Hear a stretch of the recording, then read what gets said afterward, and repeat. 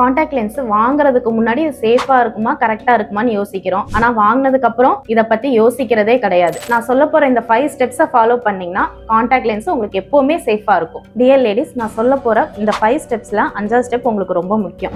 Step 1, hand wash. நம்ம contact lens போடுறதுக்கு முன்னாடி, கழட்டுறதுக்கு முன்னாடி கண்டிப்பா ஹேண்ட் வாஷ் பண்ணணும். ஏன்னா நம்ம சாப்பிட்ருப்போம், எங்கேயாவது டச் பண்ணியிருப்போம், இதனால இன்ஃபெக்ஷன் ஈஸியாக ஸ்ப்ரெட் ஆகுறதுக்கு சான்சஸ் இருக்கு. Step 2, solution.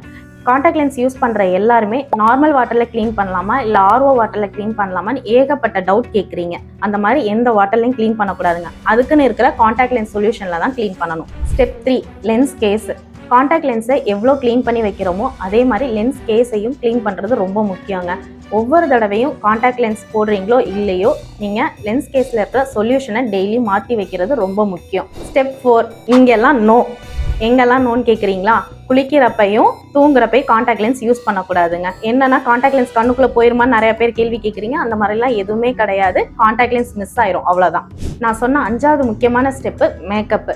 நீங்கள் ஹெவியாக மேக்கப் போடுவீங்களோ லைட்டாக மேக்கப் போடுவீங்களோ, ஆனால் மேக்கப் போடுறதுக்கு முன்னாடி காண்டாக்ட் லென்ஸை போட்டுருங்க. அதே மாதிரி மேக்கப் ரிமூவ் பண்ணுறதுக்கு முன்னாடி காண்டாக்ட் லென்ஸை ரிமூவ் பண்ணிடுங்க. உங்களுக்கு நான் சொன்ன இந்த 5 சேஃப்டி டிப்ஸில் வேறு ஏதாவது டவுட் இருக்குது இல்லை இன்னும் இதை பற்றி டீட்டெயில்ஸ் தெரியணும்னா கீழே கமெண்ட் பண்ணுங்கள். உங்கள் தெளிவான பார்வைக்கும் அழகான கண்ணாடிகளுக்கும் நம்ம மதுரை கிருஷ்ணா ஐயர், ஜெயந்திபுரம், புதூர், கூடநகர் மற்றும் செல்லூர்.